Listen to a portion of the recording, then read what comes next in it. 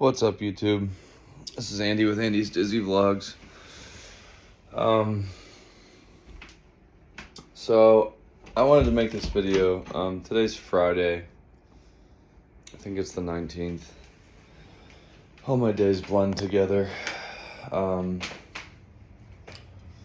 So today at work,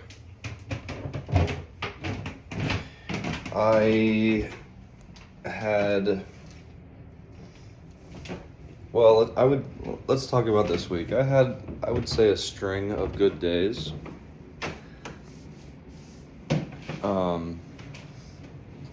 Which is great.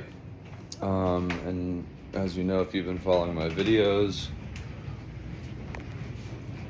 I am on venlafaxine. I upped the dose the other day, I think just yesterday, so this is my second day. I have to put the phone down to shake. So I've been pretty happy with how things have been going, and today at work, I'm sorry if it's loud, my dishwasher is going. Today at work, I got to do something that I haven't done for several years, which is run a JLG. If you don't know what a JLG is, just Google JLG and go to images. It is how would I describe it? It's used a lot in the construction industry. It's not a man lift, but it's similar. Oh, that's not similar to a man lift. It's basically a car with a giant arm on it that you can operate. So you can drive it around, and you can drive it around, and there's like hydraulic arms, basically, so you can do stuff in high places, right? I'm sure you've seen people working on electrical lines using these type of machines. It's a very similar thing. So we had to do a lot of work up high, and there was only one person who was certified to be in it, and her and I were selected to do this job task. Well, it just happened to be a very long job, meaning that I was up in this JLG for many hours, and it was moving all over the place. I was also in a Scissor Lift, which is another drivable piece of construction equipment that allows you to reach high places. It just goes up and down, and then you can drive it around like a car. Now, the JLG, you have to, because you're driving around a construction site, you have to lift it, I don't know, probably 20, 30 feet off the ground, so that your basket, if you can imagine a car with a giant arm sticking off the side and then a basket, and two people can fit inside this basket, and there's two joysticks and a whole bunch of switches that control different parts of the arm, different parts of the basket, rotating like this, up and down like this.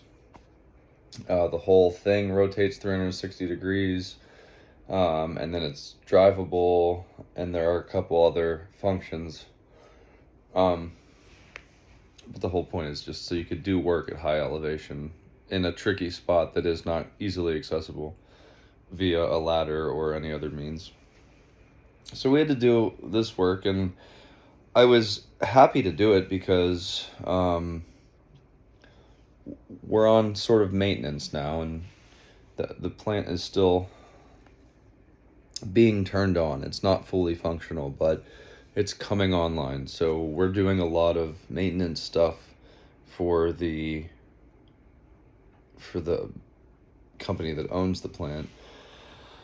And then sometimes it's slow. And so I haven't driven one of these in a while. It's fun. I like doing it. It's changes up your day, gives you something different to do. It's just generally, it's not like a thrill, but for sure some people are afraid of them.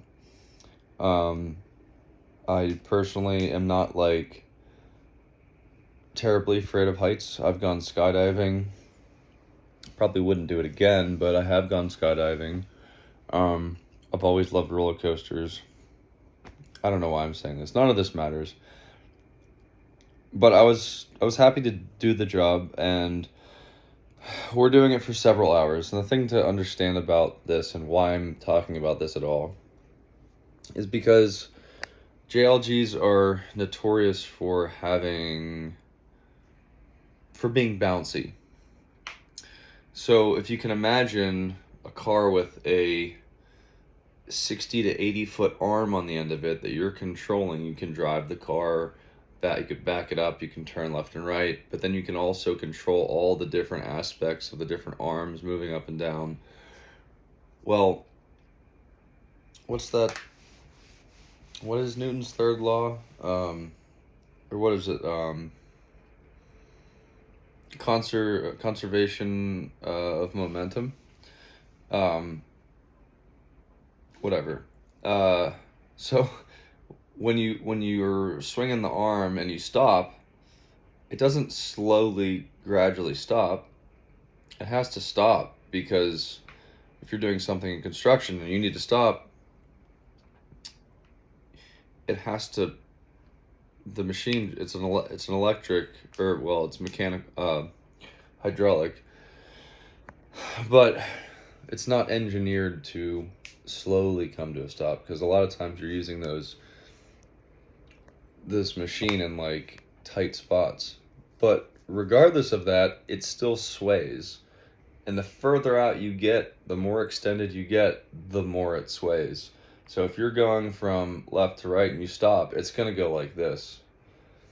And if you're booming up like this, and then you boom up like this, and you stop, it's going to go like this. And a lot of people, will, especially for people that are like afraid of heights, it's pretty mean. I don't do this, but, some people like joking around, not, riffing with people, I guess, on the job site's like a pretty common thing. So if someone's like not particularly fond of heights, you'll catch guys like, doing this in it, because the arm will just go, and it has a lot of give to it. So I was up in this thing, and that doesn't bother me. That kind of thing has never bothered me. I feel safe in them, so I'm not afraid of it. But regardless, that's what it does, and there was a lot of that kind of thing going on. So when we would come down and you would let go of the joystick, you come down and it would bounce. And then in the scissor lift, we go straight up, and the higher you go up, the more it's gonna swivel and rock back and forth. So for all of you with vestibular issues, just imagine doing that for 4 hours. So I was in the JLG for probably 2 or 3 hours, I don't remember. And I was in the Scissor Lift for maybe 3 hours. Up at heights, I don't know, 30 to 50 or 60, maybe 70 feet. Not entirely sure, but high, We were up above, most of the structures. We're at the top of the structures on the outside where it can't be reached from the platforms. So we were up there. And these things are bobbing and swaying and moving. And, of course, the basket that you're in is made of mesh, so you can see straight through it, which is not good for, like, grounding yourself, right? So I'm kind of in this, like, basket that's above all this stuff, and it's moving and swaying, and it didn't... I would say that I felt a little bit off today. Not even because of that, but just in general, like when I was walking around and whatnot, I felt a little, not totally grounded.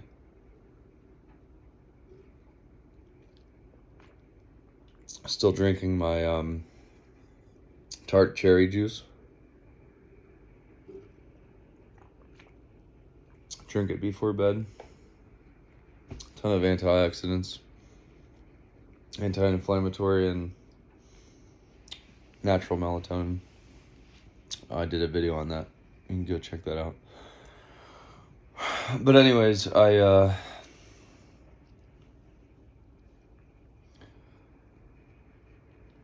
so I did all that stuff today, and I did feel a little bit off. I don't know if it's because I upped my dose of my medication, and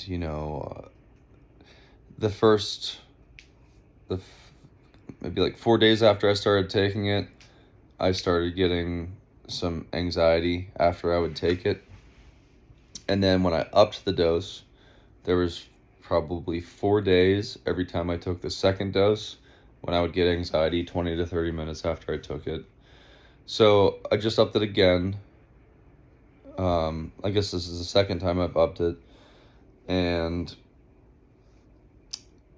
I didn't get anxiety yesterday night, which was Thursday night. I didn't get anxiety when I upped it yesterday, because I'm taking 12.5 in the morning, 12.5 in the afternoon, 12.5 with my nighttime medication. I didn't get anxiety yesterday.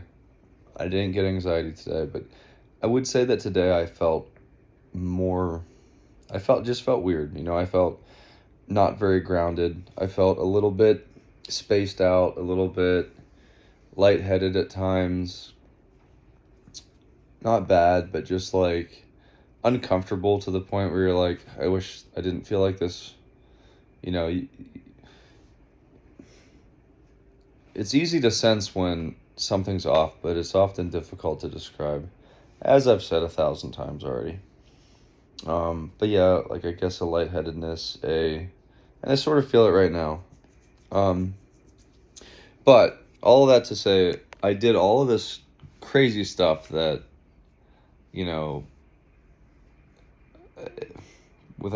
for anyone with any vestibular issues, triple PD, all this stuff. It's really a nightmare of a situation to have to do. But I did it, and during the actual process, it was not inciting really bad, issues. I was not having I wasn't like feeling a sense of like swaying or any phantom sensations. And I was really happy with that. Like I said, I did feel a little bit off the whole day, but particularly when I was working, when I was focused on stuff, even when it was bouncing, it didn't bother me as far as my vestibular symptoms are concerned.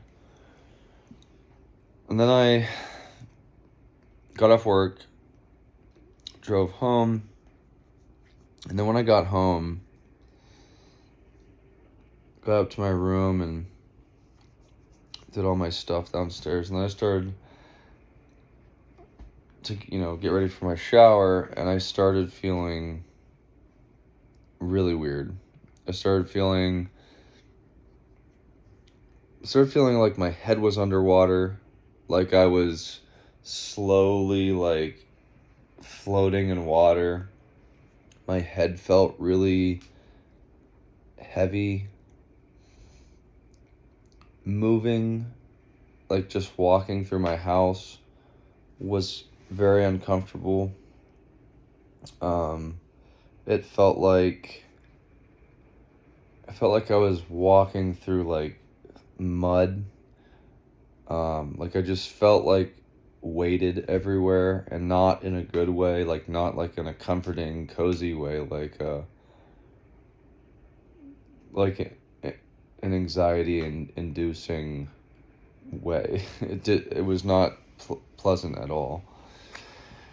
And in fact, it did give me a good deal of anxiety, a couple different like substantial spikes of anxiety, which sucked. And I suppose I could count this as a win, because I did do a number on my vestibular system today. I taxed it a lot. And I got through it. I was going to make this video more negative than it is. So I guess that's good, because I don't feel as bad as I did an hour ago or 2 hours ago. So I took my medication. So at night I take 1,200 milligrams of gabapentin, which I think I don't need. I'm probably going to get off of that. If my symptoms start to stabilize and I feel much better, I'm going to get off of that, because I got on it and I don't think it really did anything for me, to be honest. But my doctor kept me on it and told me not to come off of it yet. So I take 1,200 milligrams of gabapentin at night, 20 milligrams of propranolol,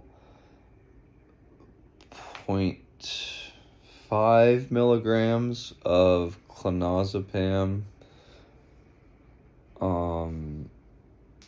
and then now my second day of adding 12.5 milligrams of venlafaxine.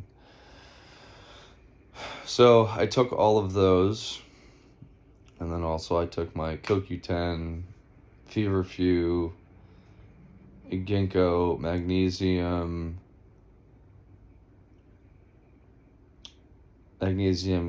glycinate, magnesium L-threonate. I think that's all the supplements that I take at night with dinner. So anyways, I took all my medication, my supplements, and I do feel better than I did. So I guess that's good. I was a little scared for a little while there, because I just hate that feeling. Oh, also, this is definitely important to note. I did feel like some pretty uncomfortable phantom sensations. Like walking through my house, I felt just like my body was kind of bouncing all over the place. I was leaning against my counter in my kitchen, and I don't know why. Maybe because of the high ceilings and just the proximity of the cabinets to my face or something. Because I usually lean like in the corner, and I lean into the corner and like look at my phone or something, and that tends to be like triggering. It seems to trigger my symptoms. So I felt like just like this falling sensation, kind of like through the countertop.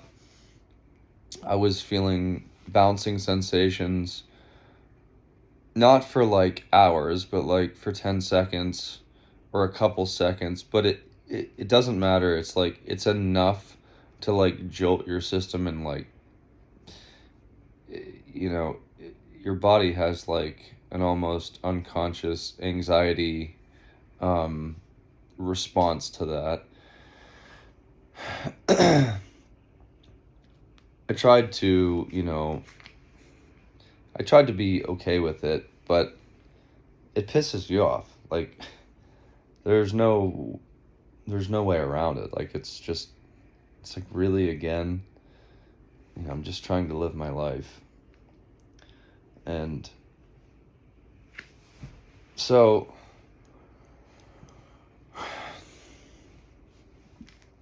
that was my day. My mom came over, and she said 2 weeks ago I would not have been able to do that. Maybe that's true. So I was going to make a video being negative and upset and frustrated, and I still probably would have, especially if I was still feeling like that. But after taking the medication, it did seem to, like, I'm maybe like 70% better than I was 2 hours ago, but I still feel like a little bit of ickiness, like just feeling off. So, I don't know. I took today off from the gym also. I have, let me see if I can show you this. I've got a pretty big number done up on my legs here. I have these big ice packs underneath here. I got shin splints from running uphill on, like, at an incline on the treadmill, and I think it just like really screwed up my shins. Got shin splints. So I took today off from the gym. Plus, after that day, like, I was just totally exhausted. You know what that does to your brain, like, just taxing it so hard all day like that just fried my brain. And I just was like, it's like mentally exhausting, but it also like physically fatigues you. Because I think I think my brain is like working twice as hard to exist, just to keep me like where it should be. So anyways, I'm gonna get off here, but I just wanted to talk about my day because it was a little bit different and a little bit stressful a couple hours ago. And now I just feel like exhausted. I do feel a little bit funny still, but I think it might take a couple more days for me to get used to the new dose of this medication, and then maybe I'll be feeling like real good, that's the hope. So, okay, I'm gonna end it there. It's almost 9 o'clock, and Friday night, I have to work tomorrow. Get up at 5:30. Do this all again tomorrow. So, all right, well, everyone out there in YouTube world, if you've been following along with me, thanks for coming on the journey. I hope you're getting something out of these. As I said in I think my video titled, "Why Am I Making This Vlog?" I know that there's not very many people out there sharing their story and their experience, like, especially like day to day or, week to week, about like what's going on, because like things do shift so often with this condition that you can feel very alone. And you can get frustrated easily because you think things are trending upwards, and then you get knocked back down, and it's very disconcerting, you know, to feel like you're not yourself for well over 2 years, and you know, finally something seems to be knocking off the edge and like bringing you back to a little bit, bringing you back to some semblance of normalcy where you start to feel like yourself again, and then you hit the wall and kind of knocks you back a few pegs. It gets frustrating, but you know, hang in there. I do my best every day just to get through the day. And so anyways, if you're not thriving, keep trying. We'll get there eventually. It might take longer than we hoped, but we'll get there. So, all right, take care. See you on the next one.